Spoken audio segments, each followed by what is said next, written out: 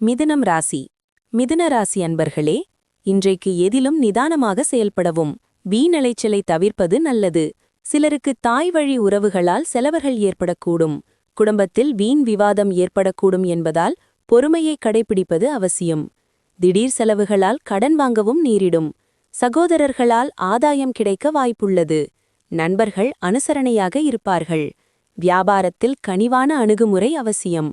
சந்திராஷ்டமம் இருப்பதால் திடீரென்று எதையோ இழந்ததைப் போல் இருப்பீர்கள். நன்றி மறந்த சொந்த பந்தங்களை நினைத்து வருத்தப்படுவீர்கள். வியாபாரத்தில் வேலையாட்களிடம் விட்டுக் கொடுத்து போவது நல்லது. உத்தியோகத்தில் சின்ன சின்ன இடர்பாடுகளை சமாளிக்க வேண்டியவரும். நேர்மறை எண்ணங்கள் தேவைப்படும் நாள். ஜாலியாக இருக்க வெளியில் செல்வோருக்கு முழு ஆனந்தமும் மகிழ்ச்சியும் கிடைக்கும். பணத்தின் முக்கியத்துவத்தை நீங்கள் நன்கு அறிவீர்கள்.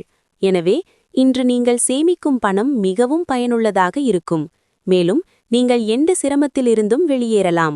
பிள்ளைகள் உங்கள் நாளை கடினமானதாக ஆக்கலாம்.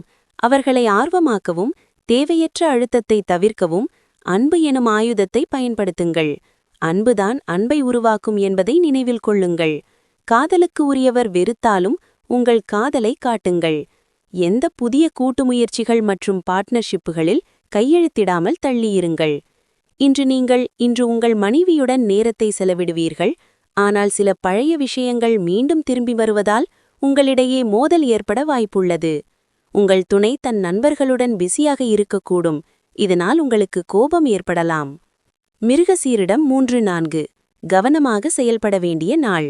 இன்று மாலை வரை வெளியூர் பயணத்தையும் புதிய முயற்சிகளையும் தள்ளி வைப்பது நல்லது. திருவாதிரை. வீண் பிரச்சனை இன்று உங்களை தேடி வரும். மறைமுக தொல்லையால் மனம் குழப்பமடையும். புனர்பூசம் 1-2-3 சந்திராஷ்டமம் தொடர்வதால் அலைச்சல் அதிகரிக்கும். மேற்கொள்ளும் முயற்சி இழுபறியாகும்.